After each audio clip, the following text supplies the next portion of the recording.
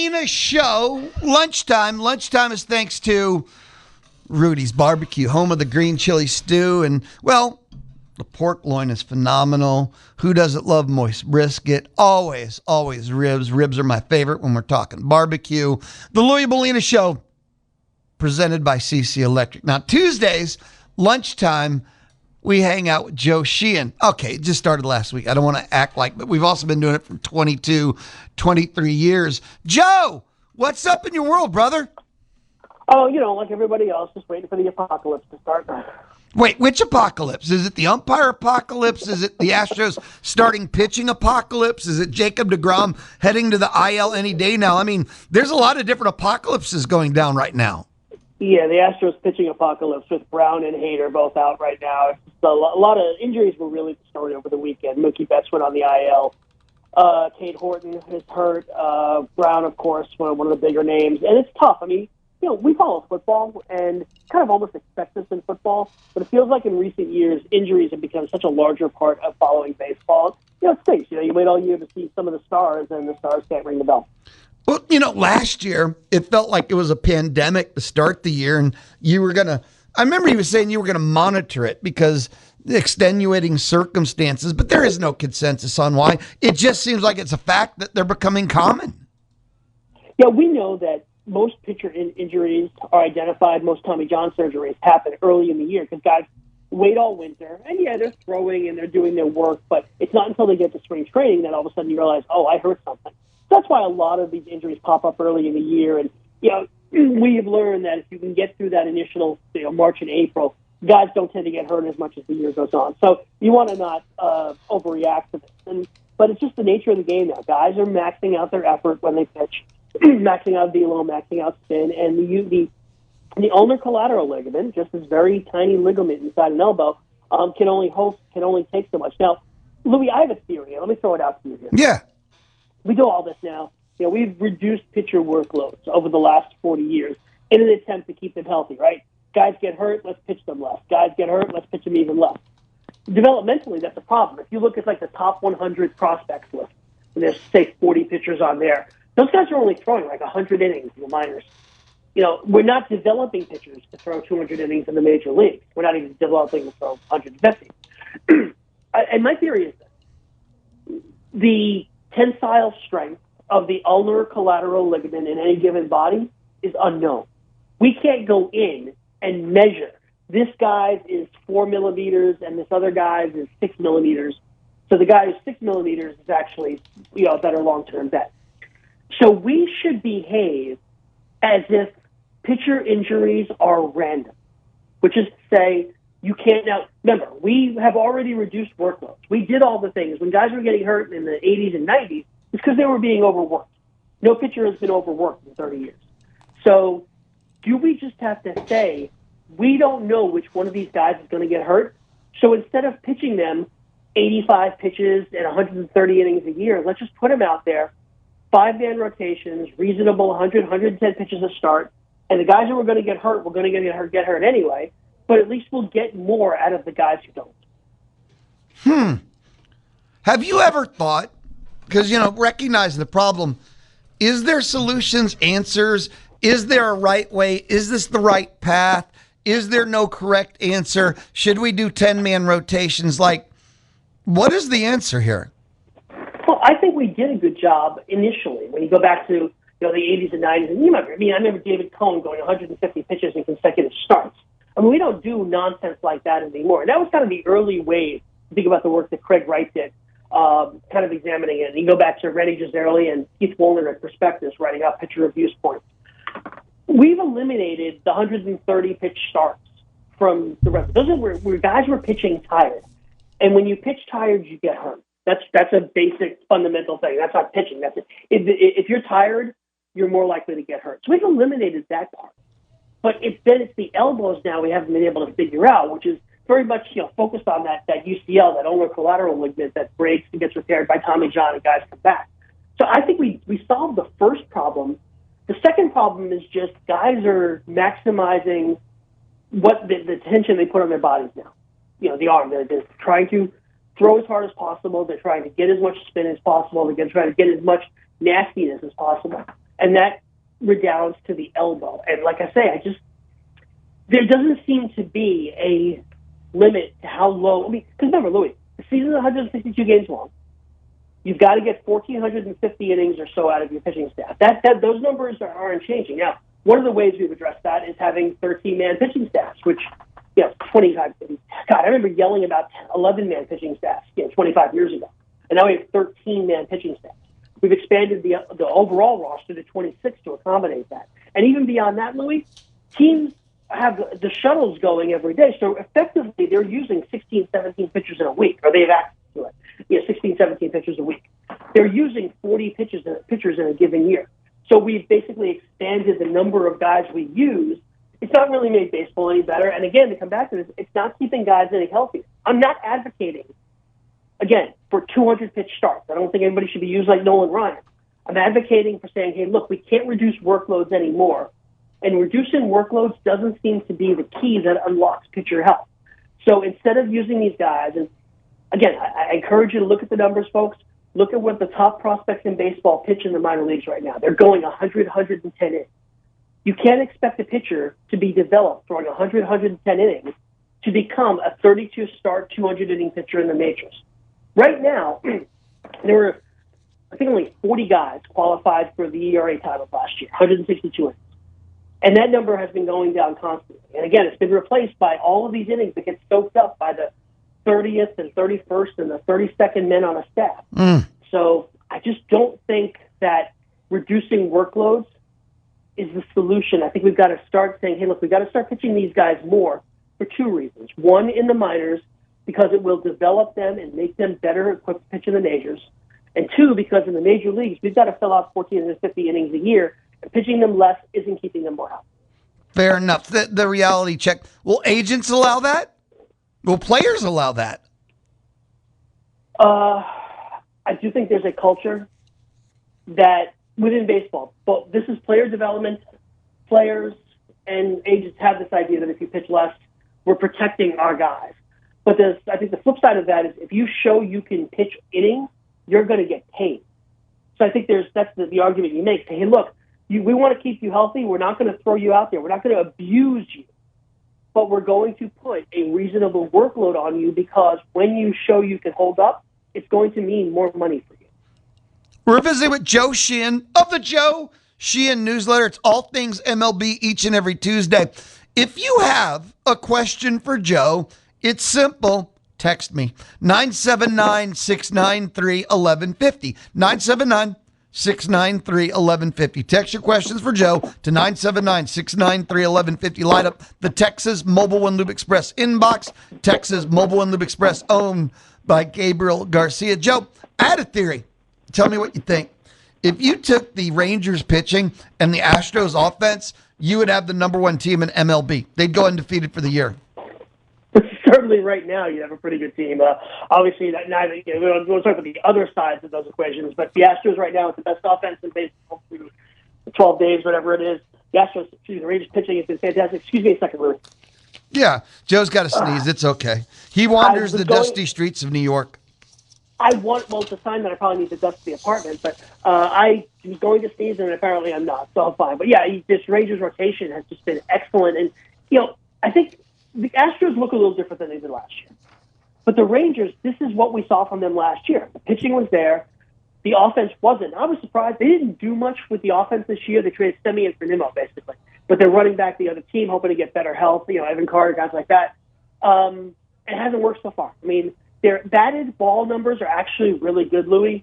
If you look past singles, doubles, triples, homers, and just say how well are they hitting the ball, they're actually hitting the ball pretty well.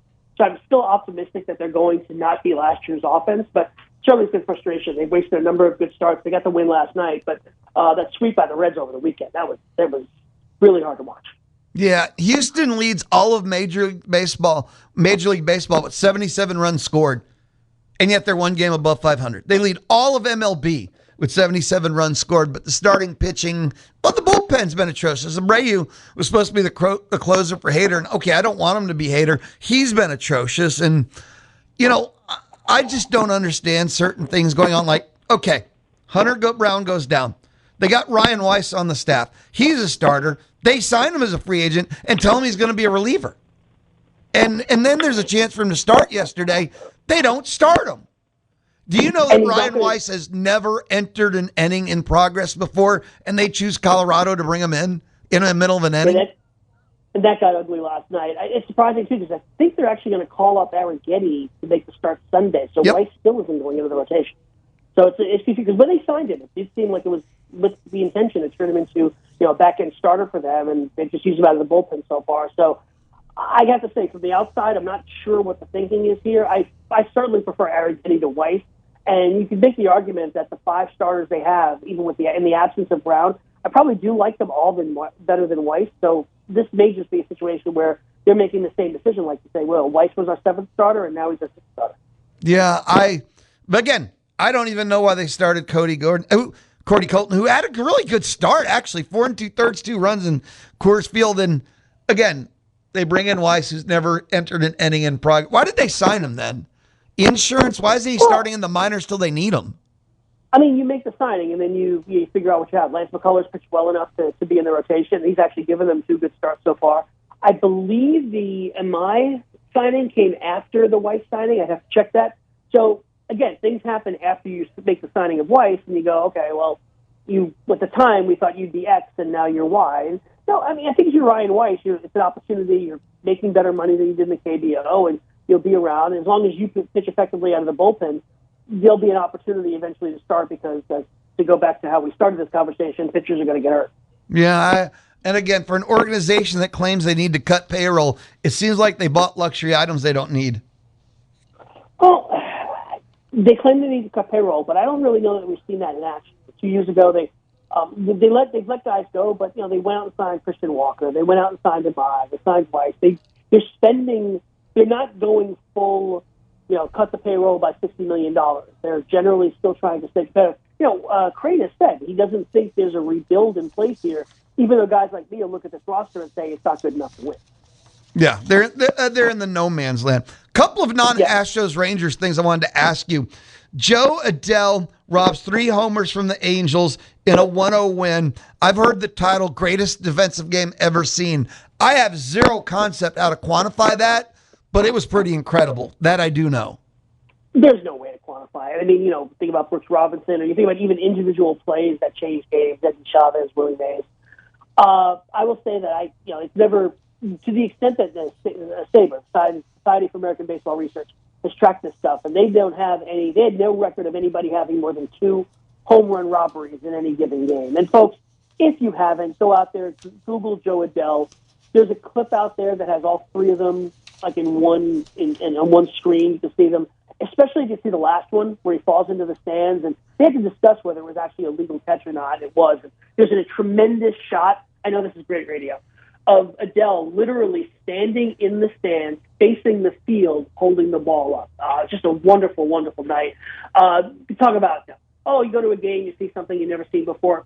That's a cliche. I've gone to plenty of baseball games and seen like a 5-2 game with nothing really unique happen. But 3 home run robberies in a single game is just beyond. If I'd said to you last week, Louie, you know what's going to happen this week? A guy's going to rob 3 home runs in a game, you would have laughed. You'd have laughed at me. And there we go, Saturday night in Anaheim, Joe Adell, 1, 2, 3. It's like I said, you're not going to get those nights every night. You're not going to get those games every night. But when they do, it sends chills up the spine. No. And you know what I like? I've seen the clips, right? Crowd reaction.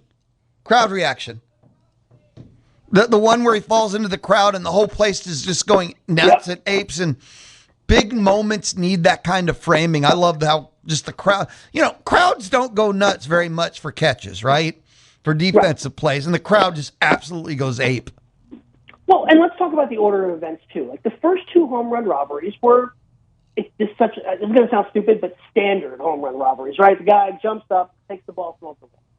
I think the fact that the third one came with that backdrop and was the most dramatic and incredible of the 3 led to that reaction. Everything was kind of building up, and then he makes this incredible play. I think if that one happens first, we're still talking about it. But because it came, and then the other 2 happened, it's still a big deal. But the fact that the third one was the most incredible, was the most dramatic, led to that crowd reaction, led to kind of the way the story broke out online. It's like, no. That kind of building of the saga and the trilogy. Joe, let's grab a quick timeout. Come back, dude. There's so much more to talk about. Cool. Joe Sheehan of the Joe Sheehan Newsletter hanging out with us on the D4 Land Services hotline. If you need help with your land, like what kind of help? Well, you just need it fixed up. Maybe you need it cleared. How about some excavation help, right? Go to D4landservices.com. D4landservices.com. More Joe Sheehan when we return. It's the Louie Bellina Show, Tuesday on The Zone. Sign up for the Zone newsletter at zone1150.com. And don't miss out on a chance to win $5,000 in the Money Machine. The Louie Bellina Show, presented by CC Electric, built on faith, family, and community. CC Electric. This, got to share this real quick. It's not breaking. It's about 30 minutes old, but Luke Evangelist, Texags. Nobody covers Aggie basketball like Luke Evangelist. Texas A&M guard Ruben Dominguez will enter the transfer portal. Ruben Dominguez, who started the year red hot, and then when A&M hit their second half of the SEC slump, Dominguez was definitely a part of that slump. Had trouble. Looked like he went dead-legged even, and a shooter with dead legs, it's rough. But this just in, Luke Evangelist, Texags reporting. Billy Lucci reposted. And, he's not reposting, and Texags reports that once it goes official, it's official. But Texas A&M guard Ruben Dominguez has entered the transfer portal. Didn't see that coming. Back to the D4 Land Services hotline. Joe Sheehan Newsletter. Joe, a couple more of the national type storylines I want to hit you up with, but Pirates rookie Connor Griffin, 19. Tickets were selling for like $1 billion. He's just the latest name. We talked last week even about the rookies making a splash. Yeah, Griffin had a big game early in spring training that got a lot of buzz. He had 2 homers against the Red Sox. Didn't really hit much the rest of spring training, and unlike some of these other guys we talked about, Kevin McGonigal with the Tigers, J.J. Weatherholt with the Cardinals, he didn't really force himself onto the team. So when the Pirates sent him down, it actually made a lot of sense. Louis, he doesn't turn 20 for another week or so. I mean, he's the first true teenager to play in the majors in 5 years and the first hitter since Juan Soto back in 18. So it made perfect sense for them to send him down. They sent him down. He played 5 great games in AAA, and they decided, oh, okay, he's ready. Came up, he had a double in his first at-bat, and I believe he's 0 for 12 since.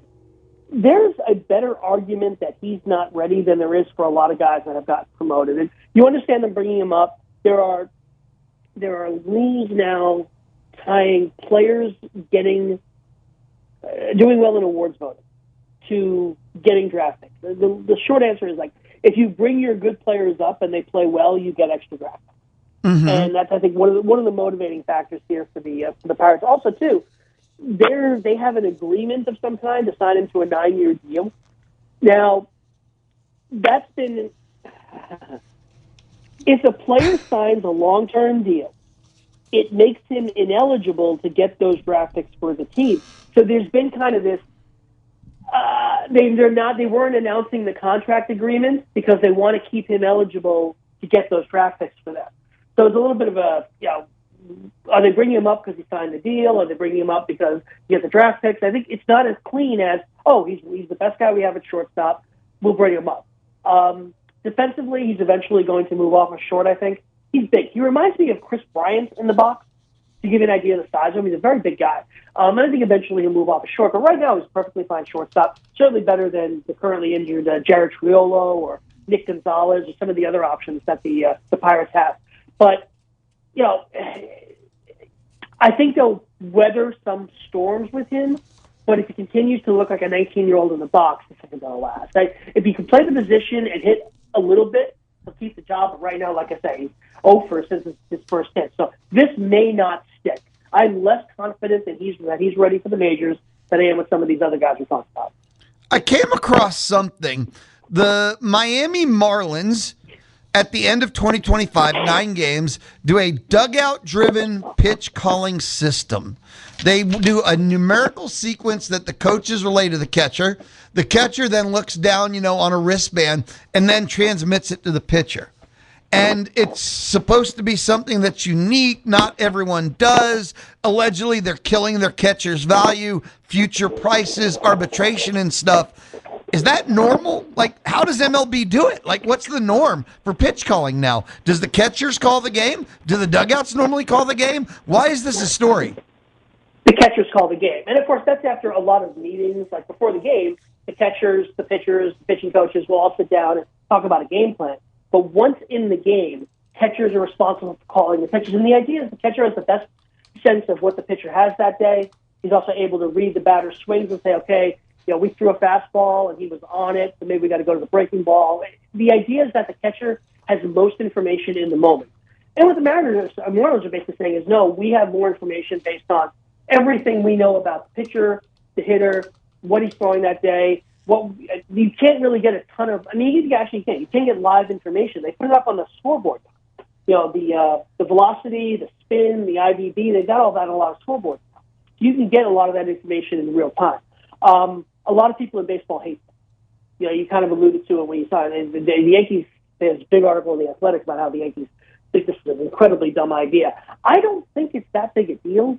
I think that if you believe you can do a better job of mixing up a pitcher's pitches, of getting batters out by calling pitches from the dugout, I'm okay with that. The Marlins have a couple of fairly inexperienced catchers in Agustin Ramirez and Liam Hicks. Neither one of them is back there for their glove or their calling skills. It's not like you're taking pitch calling away from Austin Hedges, the Guardians catcher who can't hit but is in there for his defense. These are two young catchers who have a lot on their mind, just working on receiving, working on framing, working on keeping the ball in front of them, and also keeping their hitting going. They're saying, hey, look, we're going to take this part of the game off your plate and do it ourselves. Again, and they have another good catching prospect named Joe Mack, who's probably going to come up during the year. So this will continue as they continue to develop their catchers by saying, hey, look, you focus on these other things, we're going to take this off your plate. I don't think it's a big deal. I think long-term you might see more teams go to this, although it'll be resisted. But it's just a situation where the guys in the dugout, they have more information in a given moment. I should take that. They have different information and better information. You're taking away, like I said, some of the things a catcher can do from his position, but I'm not sure that really takes away. I'm feeling my way through the answer here, Louie. I'm sorry. It's okay. I don't think it's that big a deal, and I think it probably over the long term maybe adds a little bit of value to the Marlins. And again, I don't think catchers are going to forget how to call games. Like, for the sake of argument, if the Marlins were to trade Agustin Ramirez, I don't think that necessarily makes him less of a trade target. He might eventually not be a catcher anyway, but I don't think it's that big a part, such a big part of a catcher's skill set that you cannot have him do it, and it's going to change it all that much. A pitcher's going to be graded on framing, they're going to be graded on hitting, they're going to be graded on receiving. I don't think game calling factors in all that much. I can't imagine a universe where a catcher is more qualified to call a game than a dugout. Dugout has all the time. They have all the info. They've got technology. They got everything working. The catcher's doing all these things at once. I just don't imagine a catcher's better at calling the game than the dugout. You follow college ball more than I do. This is a college ball thing, right? Yeah. Yeah. I just don't. You have a pitching coach. He can even have assistants. You've got the other pitchers in the dugout. I mean, and you've got just pages of, and that's all you're doing. Where the catcher's doing too many other things. I just can't believe that one catcher's better than, I'll call it, the team in the dugout.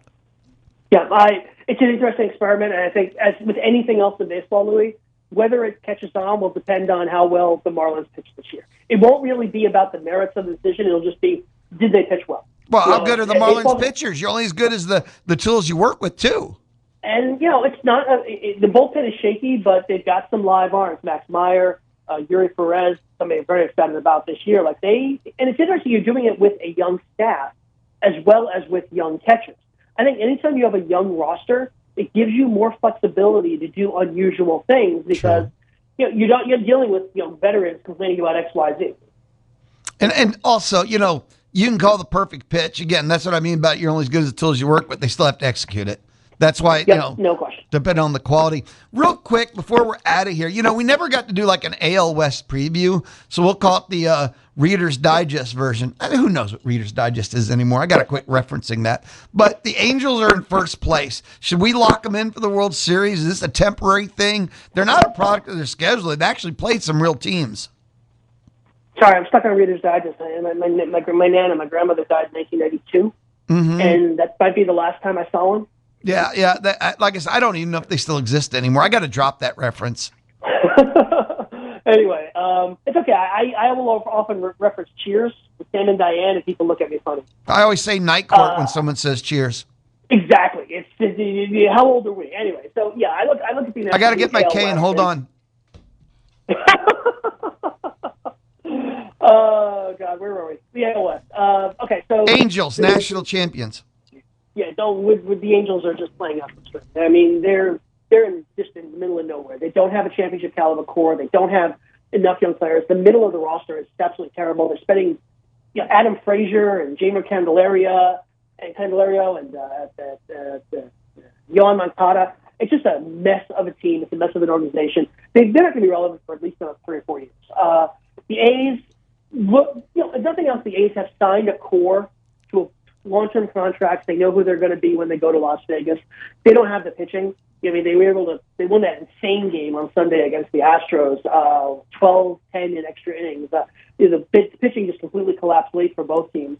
But yeah, there's enough of an offense there that at least it'll be fun to watch. Look, if I've got to watch a bad team, please let them play 8-7 games instead of 3-2 games. It's just so much more fun to watch that kind of team. Then we get into the contenders. I've got the Astros as a 500 team this year. That was before the Brown injury. It factored in the Hader injury, but not the Brown injury, obviously. Getting a full year of Alvarez certainly changes their offensive upside. I was a little down on Cam Smith. He's off to a good start, but mostly it was just I don't see this bullpen with Hader, Abreu, and then a huge fall off to the rest of the pen. And then, of course, Hader's out right now.